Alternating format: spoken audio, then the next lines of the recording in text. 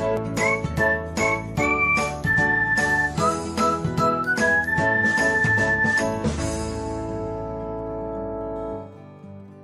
everyone, welcome back to another episode of Technologyglance.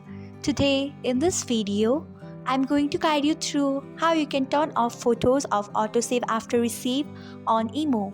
So, let's get started.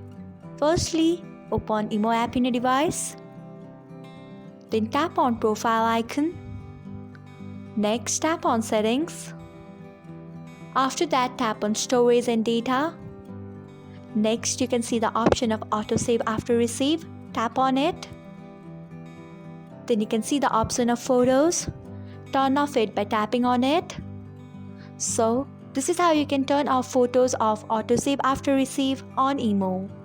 Thanks for watching. If you found this guide helpful, we would love it if you hit the thumbs up button below.